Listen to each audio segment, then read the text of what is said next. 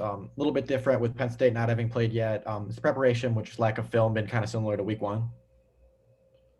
Yeah, it would be the same. Obviously, we know a few pieces they have back. Both the middles are back. Setter, uh, Johnny Parker, they got some good pieces back to build around, and they always have good players coming through. So we know to expect a battle. We don't know quite how we're going to attack them yet, or what to expect in terms of their offense. But we'll keep preparing and keep developing. Again, we're a little bit on the younger side, so a lot of the theme of the year has just been development and getting used to playing really well in matches. And I thought we had lots of good streaks of that against Wisconsin. Hopefully, we can continue to build on that here this week against Penn State. Yeah, so kind of like you mentioned, Penn State's got some elite middles, and last week Wisconsin did too. How do you feel like Riley and Kennedy kind of responded last week, and do you kind of expect them to keep doing what they were doing last week? Yeah, they've done great. A lot of it comes down to how much can you prepare for anyone who's, like we said, they're talented people on this league, and Riley and Ken are up there as well. So whenever you have those matchups, two great middles, or whether it's an outside or a setter or anything, you just have to figure out what you can slow down and what you can kind of pick apart if you can. I thought they did a nice job of slowing down their middles, more so on the second night once we kind of got a beat on them, and frustrated them really well from the offensive end. So we'll look to continue to use both of them as a force, and see what we can come up with this week. Yeah, and this is your second ranked opponent in a row. How tough is that schedule for you guys? And do you think it's kind of helpful with a young team to get them really kind of throw them into the fire this quickly in the season? It's always been tough, for the last decade or so. Big Ten's been at the top of the echelon in terms of, having 6-7 teams ranked in the top 10, or excuse me, the top 25, and sending that many teams or more to the tournament. So we know every night that we step in and play that we're gonna face a top ranked opponent, or even again, the teams that aren't ranked are still within the top 50 or 60. So just a part of being in the conference. And even if we had a preseason, I think I mentioned before that we'd be scheduling tough preseason because that's just the way it goes. So whatever team steps up, our mantra is one day at a time, and just whoever wants to play, we're happy to play and compete with them. Thank you. Hey, Chris, I'm wondering if there's an update that you have for Elly Holzman at all? I do not. Still waiting test results of everything, but and I tend not to speak on my players' injuries, so I don't have anything concrete, and not sure if I will have to speak with their athletes before they allow me to say anything about it. Sure. Do you imagine she would be ready to play this weekend at all, or I don't know if you can make that prediction? I do not know yet, so we're still waiting test results. I know they're coming here shortly, so hopefully I'll know by the end of the day. Okay. What is the benefit maybe to playing Wisconsin this early in the year? Did you learn anything from them? Did they maybe exploit any weaknesses that now you can improve upon heading forward? Yeah, you'll find out where you are pretty quickly, that's for sure, and to see where all the weaknesses are, and you also see what your team's made of, and just in terms of, they're going to make some really nice plays, and they're going to they've got 3 or 4 returning All-Americans, and how do you stack up against them? And sometimes it's really tough to know that until you get out there, put the jersey on and figure out what you can do in the moment. And we practice competing and executing and doing everything we talk about every day, but until you actually do it in a game where it means something and you've got people watching you on TV, it's just a whole nother arena that you got to face, a whole nother area you got to face. And I thought we did a really nice job of doing things that we worked on in practice. Some of it we hadn't worked on in a long time, and some of it you can't because they got 6'7", 6'8" in the middle, and I'm tall, I'm not that tall, and I can't jump anymore, so I can't I can't mimic anymore. So but I thought we did a really nice job of adjusting in the match and doing what had to be done to score some points on our end, and pressed them and won a set, obviously, pressed them in a handful more, and obviously we'd like to eliminate those last few sets of each match. But again, that's part of having a younger team. They don't maybe understand how long you have to compete, and how much intensity and effort that takes.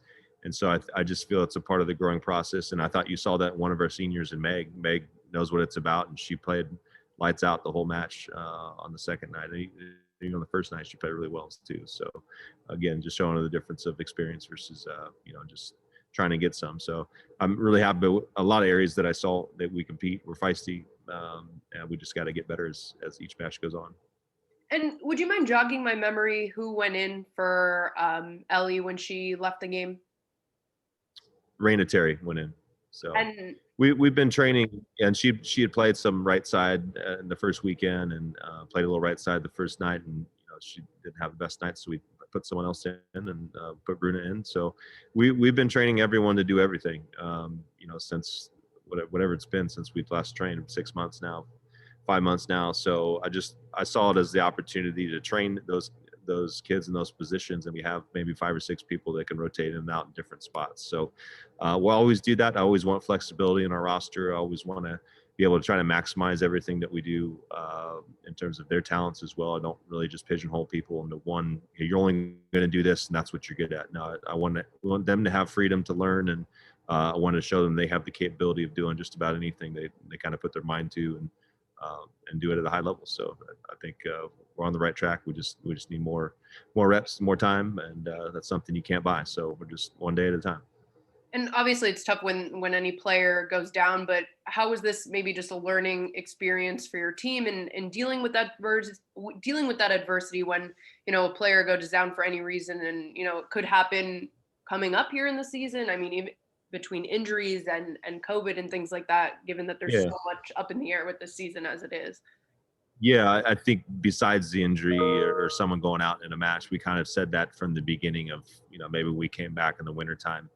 Of just like, hey, it's COVID year. I didn't even announce the roster when we played Iowa until everyone passed their COVID test, just because I didn't want anyone to get their hopes up or anything like that. And we were battling for a lot of spots too. Normally you like to settle in for at least a week or two before you start playing, but I knew that we were comfortable mixing and matching around in different spots. And so it's just kind of one of those things where we have a smaller roster now, and it's everyone can play. So it's just, you got to be ready to go when it's your turn. And whether it's someone gets injured, COVID, maybe it's not someone's night, not someone's match, someone's got to be ready to step in and play. And I thought you saw that this weekend.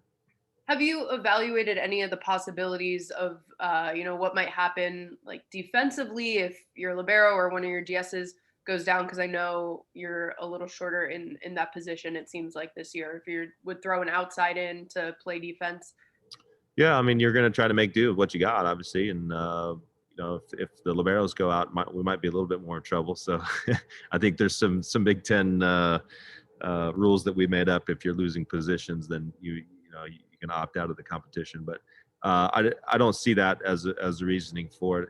Even with some of the shortened numbers that we've had our middles being back there and playing defense. So it's again, I just look at it as an opportunity and I think you always have to, opportunity just for development in all different ways. And even if it is someone that has to step into a position that they're not used to, they're going to be that much better, that much smarter. They're going to see the game that much better, or have an understanding of that much better from a different perspective. And I think the team's really seen the value of that, and the value of just being a good team. And I think the one thing that we said down in the locker room, after the weekend was like, hey, I'm just really proud of this team and how they've kind of honed in and understood the culture we're trying to build. And a couple players spoke up, which, a lot of players, it's tough for them to speak up, and especially after you lose, and they're just like, yeah, we love this team and we love battling with each other. And that's what you want to hear as a coach. And that's what we try to encourage and develop every day. So again, just a lot of positives to take from the weekend. Obviously we like to have wins. That's what we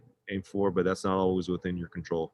And we got to make sure that we're just doing our best to improve every single day and do our best to get after it every single chance that we get. Is there a sense of urgency this season to maybe find those wins quicker than you had in the past, just because it is sort of a shortened season and you guys didn't get any non-con games this year? Yeah, I think you're always going to try to win. I don't think there's never not an urgency to get wins. Yeah. I think, and in some cases, if you feel that pressure, I think that can make you play worse, just because you're pressing so hard, you want it so bad that it limits your ability to play. So it's always that fine line of, I don't want to say not caring, because that's obviously not the right word, but just being relaxed enough that you feel the freedom to play and not having this pressure that, like, if I don't win, then, you know, no one's going to like me or anything like that. I mean, and it's tough. It's tough to when it's these kids' identities, and this is what they've known for their whole life.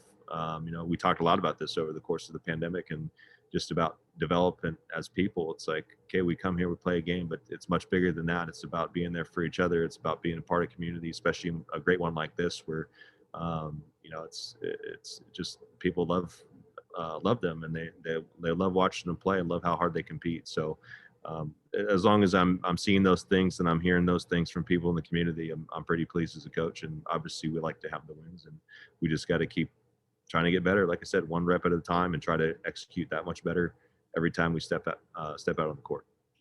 All right, thanks, Chris. I think I'm good. Okay, thank you. All good? Oh, good. Thank you. All right, thank you guys. Appreciate it. Chris.